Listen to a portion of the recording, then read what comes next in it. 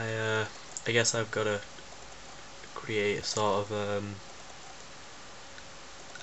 a review of this year.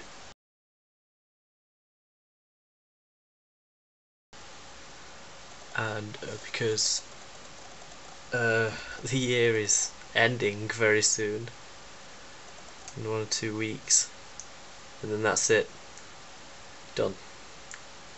And it's unusual to think that my first year of uni is going to be over soon, because it doesn't feel like it's been that long.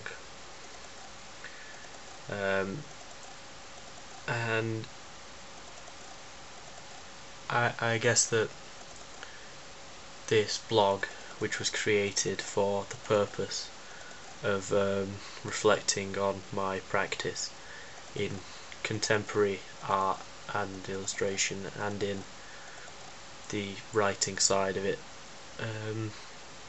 needs a closure, needs a hallmark to say this is where it ends, or this is the start of the end, so everything, so you know this is the end of that journey. Stuff will be posted after this, up until the deadline, I guess. And then so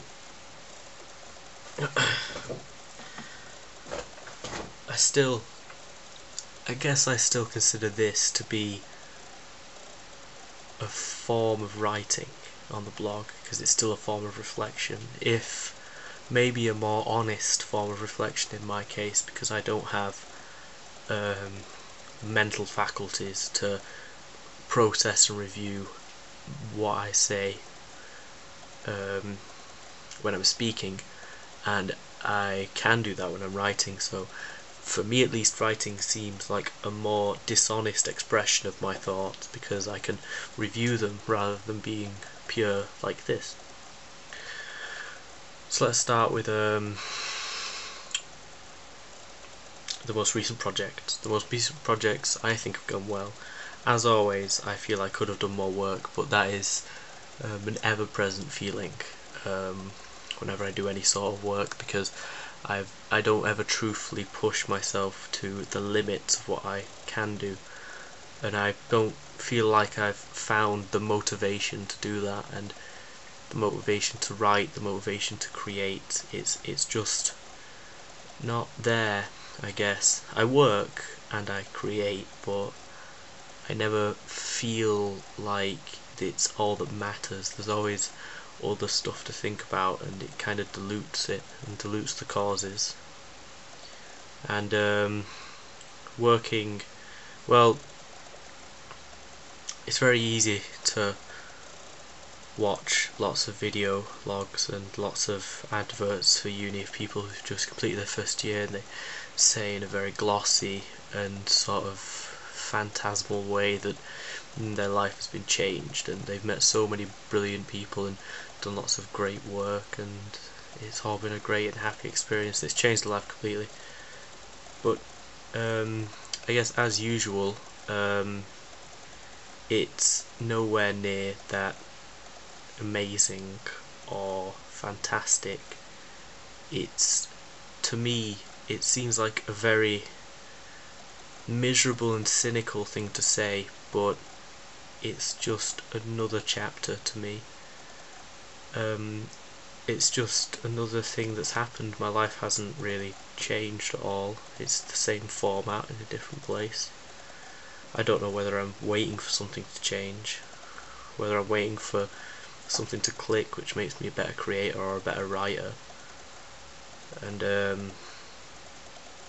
everything's still as mundane and kind of a trudge as it once was, since for as long as I've known. And it's hard to put across my opinions when I have a very grave and sort of shameful understanding of the impotence that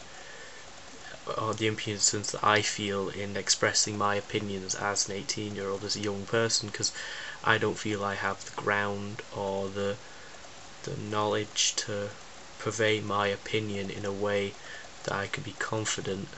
Whereas, say, Bob, for example, when he gives his opinion, I feel like I could trust wholly in that, because he has so much experience and so much ground and knowledge to base upon his opinion, that there's only the questionability of the opinion in itself rather than of its ground and its basis, whereas in mine it's all missing, and the questions are why do we need to listen to your opinion, why is it worth listening to, which makes it a lot harder for me to write, because I always feel like I'm betraying somehow my respect to people who have actual and founded opinions, and it's kind of a paradox really, or a cycle where I feel it's shameful to do that, but then I never get the practice to write, so I never get the practice to ground my opinion, and then it just doesn't come out well anyway, so it's kind of a vicious cycle in that respect. Contemporary art and practice, contextual, the writing side, I guess, seemed to fade after a while. It's like before the Easter holidays, the loss of a tutor kind of convoluted the directness. Well, it had been convoluted the whole time. It was like, instead of being this beam of knowledge and purpose that we all knew, we say it's not that you have to create in such a way or you have to review in such a way, it's that we knew that this was the central purpose. But after our tutor had to leave, and there was we were sort of left in the dark, and after dark we expected another beam of light, but there wasn't one. There was just a cloud of information and opinion and doubt, and that cloud still hasn't dissipated. Even now, a few days away from the deadline, we've got a new tutor, but there's still knowledge in the cloud that we don't know, we don't fully understand, and I don't think it's, I wouldn't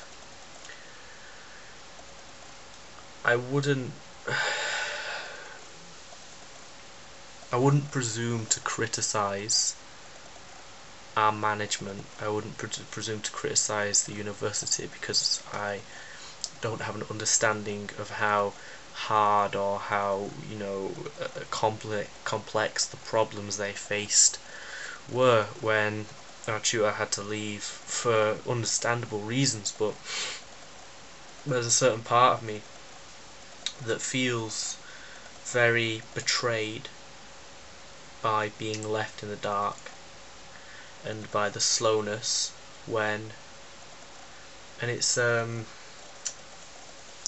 it's hard to say that sort of stuff as a young person, because I understand that obviously I can't truthfully voice that opinion, because I've never had to work in a real, like, I've never truthfully been an adult, I guess. I'm still a teenager, so I don't really know what it's like to be in that sort of situation under that pressure, where that's why I'd never criticise them. I'd only say maybe we could do it better, because I understand that for me, or for people in my class, it's another year of life that's on the line, maybe, or at worst, having to work harder to survive. But for the teachers and for the management, that's their job, that's their family, that's their house that we're criticising. We're saying, well, if you can't do your job well enough, then you'll have to go. And people don't think of the consequences of that, and that offends me, because I like to believe that we should be more accepting of mistakes, and it's a confliction inside me where I feel betrayed because of how management has failed, but also feel like I don't have the grounds to say you have failed. And it's really hard, because it affects us and them.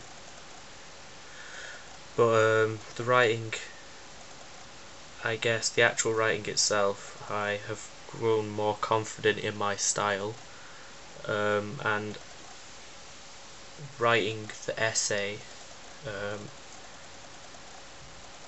kind of seems more monolithic a task than it is, because I understand that 1,500 words isn't actually that many words, but it's the beginning that I still can't get. It's the motivation, and that's the key thing at the centre of all of this, the centre of my education and my enlightenment through university and college and school, which is that I don't have that motivation. I don't know what my motivation is propelled by, whether it's through hard times, or through happiness, or through bliss, or through relaxation, or through stress. I don't know, and I'm still trying to find that out.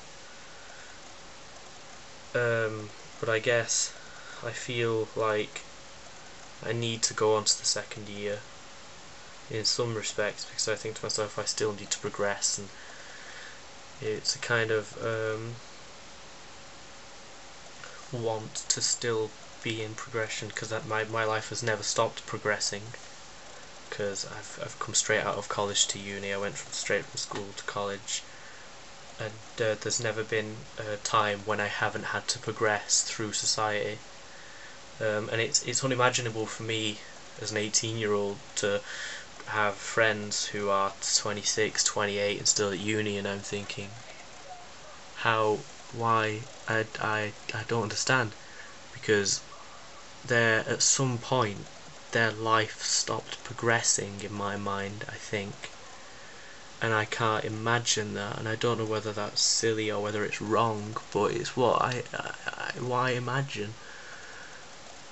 And it's a sobering thought to think that at one point maybe my life will stop progressing, and maybe I'll be better for it, or maybe I'll be worse for it, but I don't know. I've also begun to feel very nervous about, well, not nervous, but very resignant, to make up a word, about the exhibition, which I took a very small part in, and I've only exhibited a very small amount of work, and I think it's a sort of a cynical or a trying to realistically break something down in my mind and signify it in my action, which is that I don't have a wild dream to be an illustrator or to go out into the world and share my creativity. I have a mediocre dream where I become a teacher, and then that's it for the rest of my life. I am a teacher, and I think, can that really happen? I don't know. And then the even more mediocre part of that is me saying to myself, well, this is probably not going to become a teacher, because you'll probably fail some point in the line. You'll probably have to become a swimming teacher, and lower than that, a lifeguard, and then just live for the rest of your life. And it's an unusual resignation I've given myself, that's about 24 that had happened, and I have friends that are 36 or 40 that are here at uni and have come to revitalise themselves, and I wonder, when will that happen to me? So my experience is similar to a few other people who are 18, but more profound for me because of the way my mind works, and how really I believe in my mind. I know it still, once again, I know it sounds horrible out of the mouth of youth, but I have a realistic view of the world and my future, and it's very mundane and it's very boring and grey, but that's just the way my mind works, and I haven't found anything yet to make me super excited or to make me believe in the fantasy of dreams and to motivate me, and I don't know if I'll ever find that. So there's another metaphor which Christian used, which was, has the penny dropped? No. To be truthful, no. I don't know whether the penny ever will drop, because I've been waiting for it for ages. Maybe I shouldn't wait for it. Maybe I should go and get it. It's a constant enigma. And I guess that's that's it. I'm saying the penny hasn't dropped because, I mean, if it has, I haven't noticed. There's never been a time where I've thought to myself, my god, I'm at uni, and all this is now this, because it's just not that simple in my head. So yeah, that's that, I guess. One of the final reviews of the year. Yeah. Okay.